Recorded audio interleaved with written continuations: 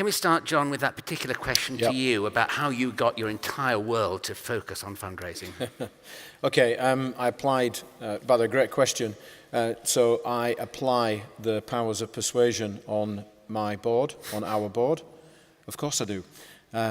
It's relational, and also there is an absolutely compelling reason why you would want to make your charity sustainable.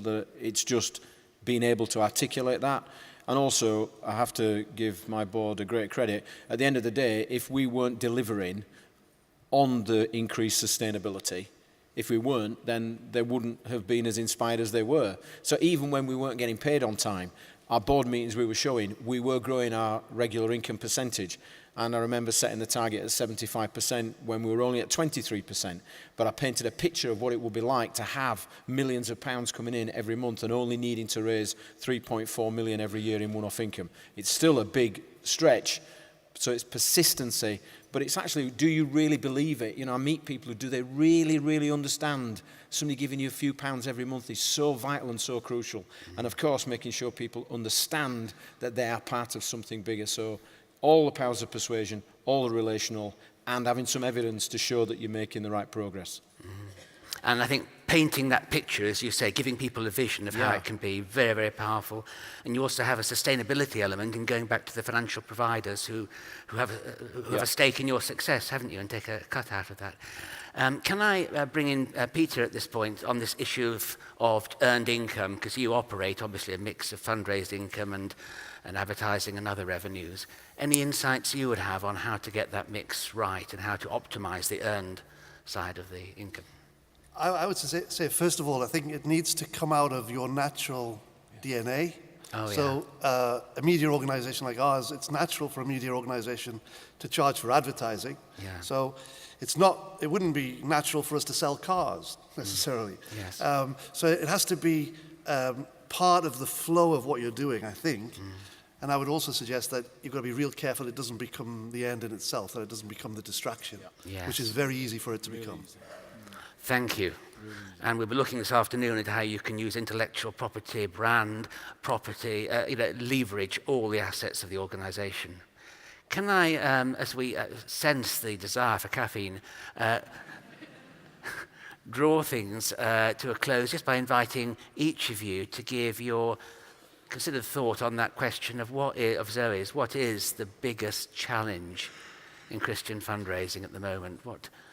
Or a final piece of advice to our family here today? Yeah, I think probably the biggest challenge I see is people's lack of confidence in the fact that we are Christians.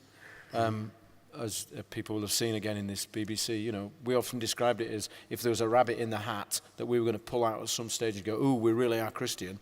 There are no more hats, just rabbits running around. We need to be confident in the gospel and confident in our faith as our motivation. And I think that to not do that, that distinctiveness that Peter spoke about, you lose your distinctiveness. What is distinctive about you? And yes, some people will not support you because of it, but the people who do support you because of it are much more engaged with you because their spirit and soul is with who you are. So I would say we need to be more confident in our faith. Fantastic, really authentic. Thank you, that's super. Jonathan? I would say the biggest issue is let's put that a bit closer for me. Is honesty. One of the question marks I have is how many charities call their money-raising side development, which is a euphemism.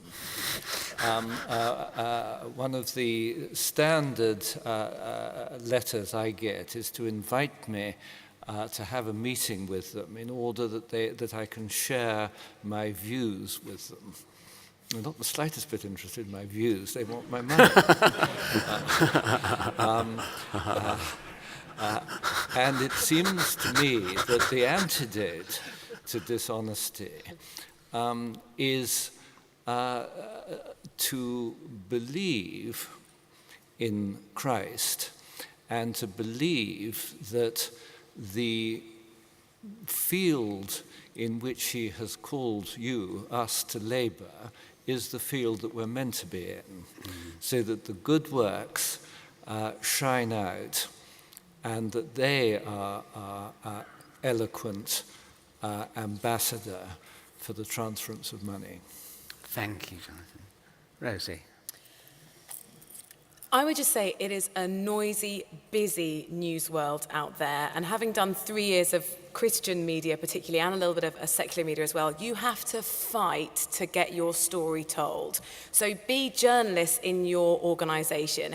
If you're a winter night shelter, a Christian winter night shelter, you should be spending those winter months, bombarding journalists with press releases, interview someone who comes, do the hard work for them, and just be persistent, because if you can get your story told by other media organisations, not just Premier, but your local radio station, BBC TV, whoever it is, it will be so much more authentic than them looking at an advert or hearing an advert on the radio. If you can get into that media space and tell your story, there will be so many individuals, different nuggets that you can pull out and tease. Run a survey, do something. If you can get that traction, it will have so much more authenticity. So just be bold, be brave, and just pester journalists until you get told. Otherwise, the Christian organisations will get less and less airtime, and we need to fight to make sure that they're actually leading the agenda as well. Rosie, thank you. That's brilliant. And Peter? Can I just say 2 or 3 points? One, Premier's going to do something new next year. We're going to do this week of mission. I forget. Maybe it's going to be called Mission Week, I don't know. But the idea is that the audience who listen for that week will be given 2 choices: to give to mission or go on mission. It's a pretty binary decision. You either give or you go. And we were inspired to do it by a church who've been doing this for years. And because they did it, they had 4,000 missionaries in the 15 years or so that they were involved in doing it. Now, the reason I tell the story is we can preach sermons forever, but actually if there's no call to action, then it's really just a hot air on a Sunday morning. And if we can actually be bold enough to start involving ourselves in organizations like CAP or any number of agencies that are out there or here today, and get churches to say, okay, look, we'll preach sermons, but we'll also say, now, would you like to do this? Would you do that? Would you do that? As a practical outworking of the Sunday sermon, then the people who go on a Sunday, and people only go once or twice a month, will consistently be given something new to get involved in, new to get engaged in, and it'll revolutionize the church, and it'll revolutionize their lives as they take part in it. Only Christians will support Christian mission. Yeah. Nobody else is going to do it. And Christians, by and large, are either found watching Christian media or in churches and going to festivals and events. We've got to use these things well to get to the heart of people and give them a compelling reason to do something. And by that, something different will happen. Peter, thank you very, very much indeed. It's been an inspirational opening session. Thank you for sharing not just your expertise, but your heart. And together, we'd like to really thank you for what you've done today.